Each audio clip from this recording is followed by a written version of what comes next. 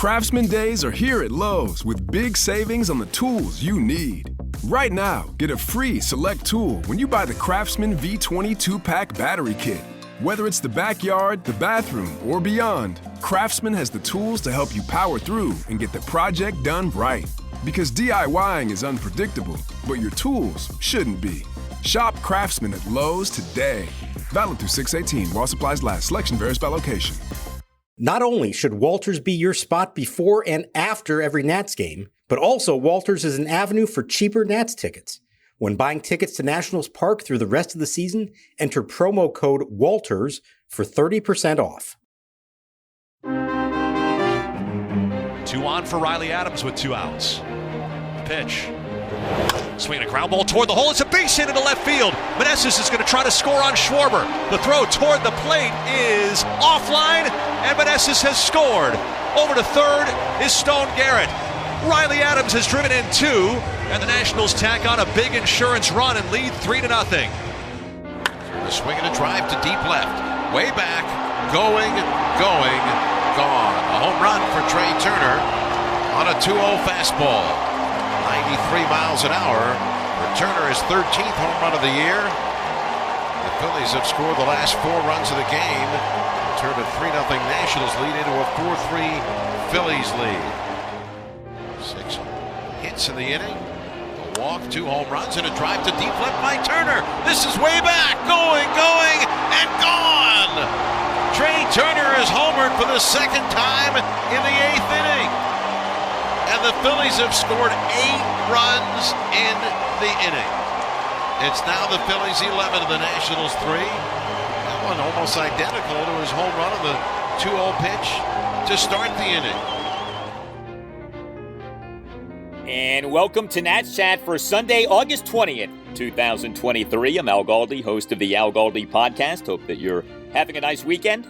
Mark Zuckerman is off for this installment of the podcast. One of the many classic bits of the great Jerry Seinfeld is a bit about your nighttime self versus your daytime self. The idea being that your daytime self is always paying for what your nighttime self did. Your nighttime self wants to stay up late, wants to do who knows what. Your daytime self needs to wake up early and ends up suffering the consequences of your nighttime self doing the who knows what. Inevitably, your daytime self pays a price for the behavior of your nighttime self. Well, this is how it is with bullpen management for major league managers. That which you do on one day impacts what you do the next day. And Davey Martinez on Saturday paid the price for what he did on Friday night. Davey's Saturday daytime self paid the price for Davey's Friday night self. This episode of the Nats Chat podcast is brought to you by Montgomery County Little League, which came really close to making the Little League World Series. Visit mclittleleague.org for more information. The Nats on Saturday got ripped by the National League wildcard leading Philadelphia Phillies 12-3 at Nationals Park in Game 2 of a 3-game series. The Nats fell to 56-68, though this was just their 10th loss over the last 28 games. So, you apply a little perspective to this. I mean, things aren't really bad at all right now for the Nats. They've been playing really well, but this game was a rough one. This was a game in which the Nats blew a 3-0 7th-inning lead and allowed 12 runs over the final 3 innings. Yes, you heard that right. 12 runs over the final 3 innings. As I talked about on Saturday's installment of the Nats Chat podcast, what the Nats bullpen has been doing lately has been great. Really impressive, but you have to have been wondering about the sustainability. Davey Martinez has been aggressively using his bullpen. I get why, and I don't necessarily even blame Davey for that. I am a proponent of aggressive bullpen usage. Of course, so much of this is circumstantial, but generally speaking, in today's MLB, aggressively using your bullpen is the way to go. But as we all know, aggressive usage of a pen is something that you can only do so much and something for which you really do have to pick your spots. It's not, an all or nothing situation. You really have to try to navigate things with a bullpen over the course of a 162 game regular season. And the Nats bullpen usage these last few days became aggressive to a point at which you had to say to yourself, well, this just can't last, okay? I mean, the Nats in their 10-7 win over the Boston Red Sox at Nationals Park this past Thursday allowed a 9-1 lead to become a 9-7 lead thanks to Robert Garcia in the top of the seventh, allowing 6 runs in 2/3 of an inning. And so that compelled Davey to use both of his top 2 relievers, Kyle Finnegan and Hunter Harvey, to win that game. But, that was a shame. You're up 9-1. You shouldn't even be thinking. You shouldn't even be imagining using Finnegan or Harvey in that game, and yet Davey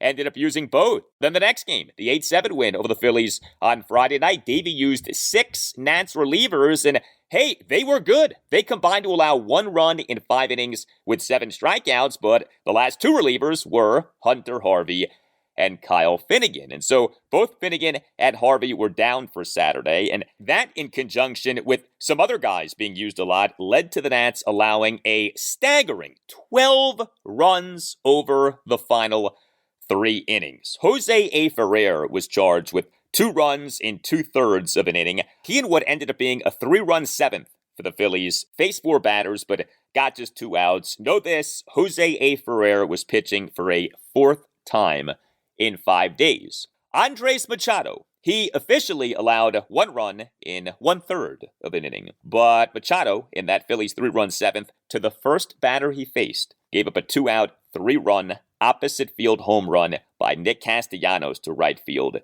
to tie the game at 3. This day was a special day for Nick Castellanos. A Saturday marked 10 years of Major League service time for Nick Castellanos. But Andres Machado was pitching for a 3rd consecutive day and was pitching for a 4th time in 5 days. We've talked about how unexpectedly great this emergence of Andres Machado as a fireman in recent days has been. Well, the fireman is only human, okay? Fireman, okay? Not fire robot. And the fireman ran out of gas with what happened in this game. I mean, at the end of the day, he is Andres Machado, all right? And pushing him to the point of, again, pitching for a 3rd consecutive day, pitching for a 4th time in 5 days, something is going to give, and something gave. Then came a relief outing that was one of the worst that you'll ever see in a major league game. I mean, the outing by Robert Garcia on Thursday was bad, but Cory Abbott on Saturday was almost like at a new level of bad. He was an absolute disaster in the top of the 8th. He pitched for the entire inning. He allowed 8 runs. He gave up 3 home runs, 4 singles and a walk. He gave up 2 home runs by the ex-Nat Trey Turner. Yes, Trey Turner in the Phillies' 8-run 8th on Saturday hit 2 home runs. He hit a tie-breaking leadoff homer to left field for a 4-3 Phillies lead, and Trey hit a 2-out solo homer to left field for an 11-3 Phillies lead. Trey's second homer came right after Bryson Stott hit a 2-out 3-run homer to the second deck in right field for a 10-3 Phillies lead. This was brutal. I mean, this was batting practice of Cory Abbott. The Nats, shortly after the game, announced that they had optioned Abbott to AAA Rochester. I mean, I really felt bad for Abbott while all of this was happening. Davey Martinez had Abbott do what is called wearing it, okay? Davey had Abbott wear it. Davey had Abbott wear that inning. That inning was Cory Abbott's regardless of what happened. And, you get it from Davey's perspective. Like, what was he going to do? Burn another reliever in what was now a blowout? But it was ugly. It was really, really bad for Cory Abbott in that inning. I mean, that was embarrassing. When he gets optioned shortly after the game back to AAA. So, I don't like seeing anyone, suffer like that, the way that Cory Abbott suffered in that top of the 8th. But that was some inning. Again, 8 runs by 1 reliever in that top of the 8th inning. And so we then got something of which we have seen way too much the last 3 seasons, a Nats position player pitching. Ildemaro Vargas. He was the Nats starting 3rd baseman in this game, and he pitched the top of the 9th. He somehow only allowed 1 run, despite giving up a homer, a walk, a hit by pitch, and a single. I don't know how Vargas did this, but he gave up a leadoff homer by Jake Cave off the facing of the second deck in right field for a 12-3 Phillies lead. The homer winner projected 408 feet per StatCast. The Phillies in this game out-homered the Nats 5-0. We have talked so much about the Nats' lack of home run hitting this season. The Nats for this season are next to last in the majors in home runs with 113. The Phillies for this season have smashed 147 home runs.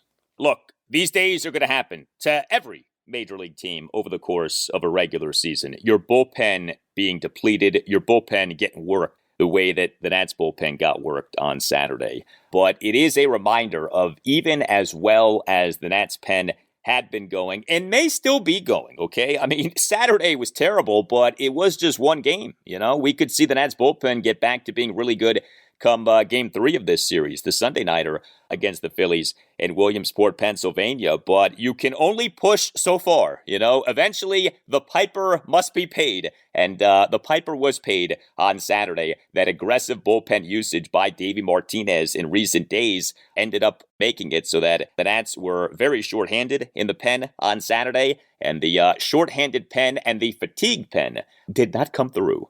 Hey, ratings and reviews help out the podcast a lot. You on Apple Podcasts and on Spotify can rate the podcast. 5-star ratings are very much appreciated. And you on Apple Podcasts can write a review saying that you like the podcast. The review doesn't have to be long, can be just a sentence or two, but the ratings and the reviews help us out a lot. So thank you very much for doing them. This episode of Nats Chat is brought to you by Montgomery County Little League. This summer, the Nats and the Little League World Series converge in Williamsport, Pennsylvania, as they play the Phillies on Sunday night, August 20th. Fall registration is now open for Montgomery County Little League. They offer top-notch recreational t-ball, baseball, and softball leagues for all kids ages 4 to 16 that live or attend school anywhere in Montgomery County. Umpires needed. Ages 14 and up earn $65 a game. Training is provided. Sponsorship packages begin at just $550 to support a team and have your organization listed on a team's jersey. Go to mclittleague.org for all the information you could ever need, including rules, umpire info, and how to become a sponsor. The path to Williamsport begins at your local Little League. Check out mclittleague.org today.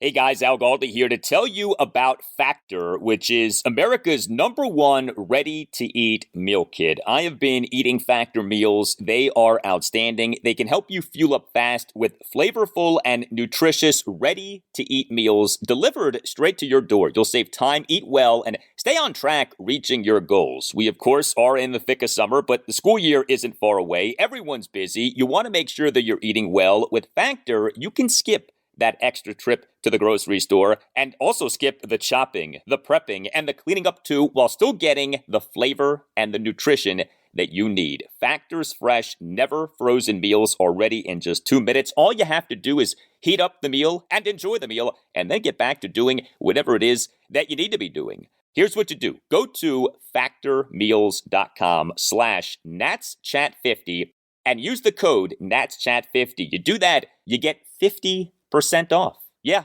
50% off. Go to factormeals.com/NatsChat50 and use that promo code NatsChat50 for 50% off. Factormeals.com/NatsChat50 and use that promo code NatsChat50 for 50% off.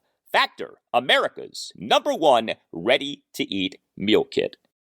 Hey Nats Chat Podcast, Tim Shover's here to tell you about the Game Time app. My wife is a big concert fan and I'm a bit of a newbie and don't know where to begin in terms of how to get concert tickets. Then I remembered about Game Time, the best place for last minute ticket deals. Plenty of options on there. Game Time is the fastest and easiest way to buy tickets for all the sports, music, comedy, and theater near you. It's the fastest growing ticketing app in the country for a reason. Get images of your seat before you buy so you will know exactly what to expect when you arrive. Snag the tickets without the stress with Game Time. Download the Game Time app, create an account, and use code NATSCHAT for $20 off your first purchase. Terms apply. Again, create an account and redeem code NATSCHAT for $20 off. Download Game Time today. Last minute tickets, lowest price, guaranteed. The 0-2 to Godman is lined to center. Cruz comes on, dives, and takes away a base hit. What can't he do? Here's your Dylan Cruz update for the game played on Saturday evening, and it was a big one for the center fielder. He went 3 for 5, 4 RBIs, hit his 5th homer of the season, and had that great catch you just heard the call there from the voice of the Fred Nats Eric Bach, the Fred Nats routed the visiting Augusta Green Jackets 11-3. Now back to Al. No balls, 2 strikes, 2 outs, bases loaded. The set for Irvin, the pitch to Cave. Swing and a miss! He blew a fastball by him up and out of the zone, and the Phillies strand the bases loaded in the top of the 6th. What an escape by Jake Irvin! Well, the shame of what happened with the Nats bullpen in this 12-3 loss to the Phillies on Saturday is that a terrific outing by Jake Irvin was wasted. Irvin was great. He tossed 6 scoreless innings with 7 strikeouts, gave up just 5 hits, all of which were singles. He issued 2 walks, also issued 2 hit by pitches, but Irvin threw a lot of strikes, 94 pitches, 63 strikes versus just 31 balls. The strikeout was key for Irvin on Saturday. He tossed a scoreless top of the 1st, despite issuing a leadoff 5-pitch walk of ex-Nat Kyle Schwarber, and despite issuing a 2-out hit by pitch of another ex-Nat, Bryce Harper. But Irvin induced a 6-4-3 double play off the bat of Alec Bohm for the first 2 outs and generated a swinging strikeout of the Phillies' number 4 batter, Nick Castellanos, on just 4 pitches for the 3rd out. Irvin tossed a scoreless top of the 2nd, despite a 2-out fielding error by third baseman and eventual pitcher Ildemaro Vargas, and then Irvin issuing a 2-out hit by pitch of Jake Cave, but Irvin then generated a swinging strikeout of Johan Rojas on just 4 pitches for the 3rd out. And Irvin ended his outing with a scoreless top of the 6th, in which he gave up 3 singles, including singles to each of the first 2 batters he faced in the inning. But also in the inning was Irvin striking out another ex-Nat. Trey Turner struck him out looking on just 4 pitches, and struck Turner out looking on just 4 pitches with runners on 1st and 2nd and 1 out. And Irvin generated a swinging strikeout of Jake Cave on just 3 pitches with the bases loaded and 2 outs. Really good stuff from Jake Irvin on Saturday. Jake Irvin now this season at the major league level, 19 starts, ERA of 4.47, a whip of 140. Those are not great numbers, but let's dig a little deeper. The Nats on May 3rd recalled Irvin from AAA Rochester. He, over his first 7 major league starts, had an ERA of 5.87. He then had his turn in the rotation skipped. He worked on some things, he reset himself, and he now, over 12 starts since having his turn in the rotation skipped, has an ERA of 3.84. 28 earned runs in 65 and 2/3 innings. That's pretty good. 12 starts, ERA of 3.84. The Nats took Irvin in the 4th round of the 2018 MLB draft out of the University of Oklahoma. Irvin, at the time of being called up by the Nats, was their number 20 prospect per MLB pipeline. Number 20 in the Nats farm system. And yet, he, over his last 12 starts, has an ERA of 3.84. This has been a really encouraging development for the Nats this season. This rise of Jake Irvin, this improvement of Jake Irvin. He is pitching his way into being a member of the Nats 2023 rotation. So, as ugly as the final score of this game ended up being, as nightmarish as the bullpen performance ended up being, let's not lose sight of this. I think in a lot of ways, the headline item from this game, if you are a Nats fan and you're thinking about the bigger picture, is that Jake Irvin on Saturday against a good hitting Phillies team tossed 6 scoreless innings with 7 strikeouts. Some other positives for the Nats in this 12-3 loss to the Phillies on Saturday. So the Nats overall offensively were not good. Just 3 runs, just 9 hits, no walks, 2 for 8 with runners in scoring position. But 3 Nats players each had 2 hits. Lane Thomas, a 2nd consecutive big game for him in this series. He is the Nats starting right fielder and number 2 batter, went 2 for 4 with a double and a single, and he had an outfield assist. Thomas in the bottom of the 1st had a one-out single to left field. Thomas in an Nats 2-run 4th had a great leadoff hustle double to left field on a hit that initially looked like it would be a single, but this was your, prototypical 2023 scrappy Nats play, a hustle double by Lane Thomas in what ended up being a 2-run Nats 4th, and Thomas in the top of the 4th had an outfield assist for the 2nd out. Pimiento holds the bat high, chokes up on the bat slightly. Here's the pitch home, and a line drive shallow right. That's going to fall in for a hit. Thomas charging quickly. Stott's going to try for 3rd. Thomas throws toward 3rd, and the throw is on target. The tag is in time. He guns him down. Realmuto takes 2nd. Lane Thomas guns down his 13th outfield assist of the year. A strike on the fly to nab Stott at third. Phillies are looking at a replay. They will not challenge. And the throw resulted in Thomas's 13th outfield assist of this season. He has become just the third Nats player to have at least 13 outfield assists in a season. Talking about since the franchise moved to Washington, D.C. in the 2004-2005 offseason. The other Nats to do this, Alfonso Soriano, 22 outfield assists in 2006, and Bryce Harper, 13 outfield assists in 2013. What a season Lane Thomas is having. He threw games on Friday, was number one among all Nats players in wins above replacement WAR per Baseball Reference for this season at 3.5. Also, Joey Meneses, he on Saturday as the Nats starting DH and number 3 batter, went 2 for 4 with an RBI single and another single. Meneses in the bottom of the first had a one-out opposite field single to right field. Meneses in that Nats 2-run fourth had an opposite field RBI single through the right side of the infield for a 1-0 Nats lead. You know, the Nats in the first half of this game on Saturday had a nice 1-2 punch working with Lane Thomas as the number 2 batter and Joey Meneses as the number 3 batter. And then there is Riley Adams. All this guy does is hit when called upon. He's just not called upon nearly enough, but Adams on Saturday as the Nats starting catcher and number 6 batter, 2 for 4 with an RBI double and an RBI single. Adams in that Nats 2-run fourth had a 2-out RBI double to left field for a 2-0 Nats lead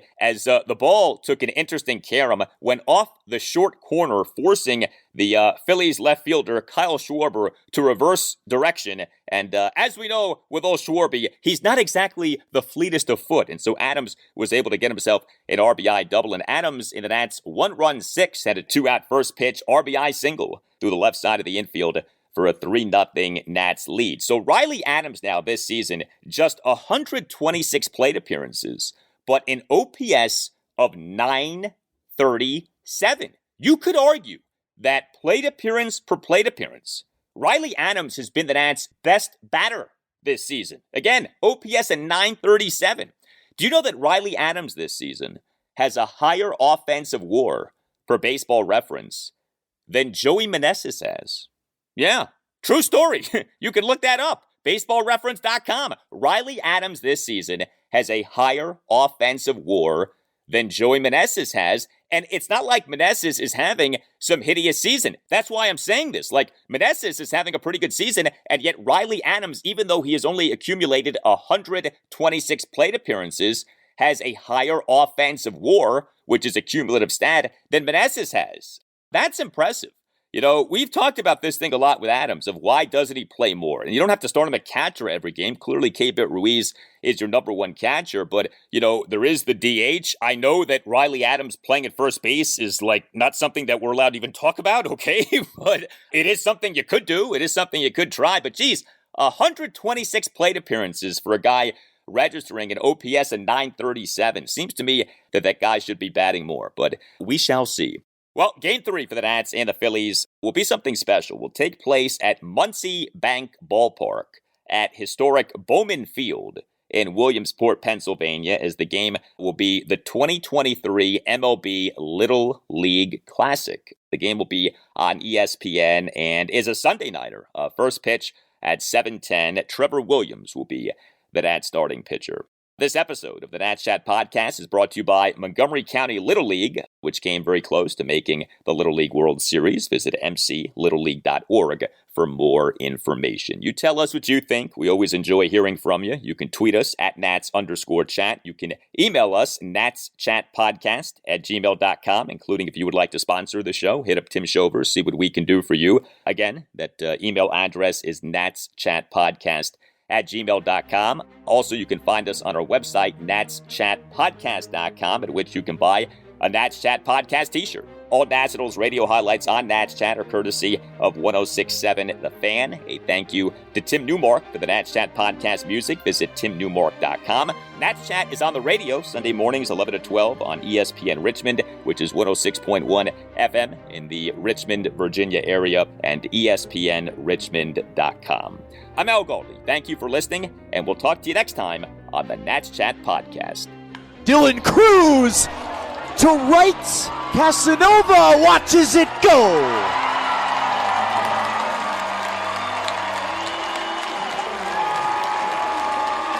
and Apotako 11-2.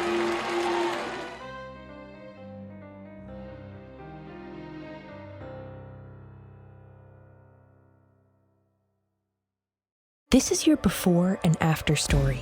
Southeastern College can help you prepare for a secure and fulfilling career in the growing healthcare field. We offer a wide range of careers to choose from, so whether you want to be a medical assistant, medical billing and coding specialist, nurse, surgical technologist, or another healthcare career, we've got you covered. Become a vital part of a healthcare team and make a real difference. Southeastern College, your future is bright. Visit sec.edu to get started.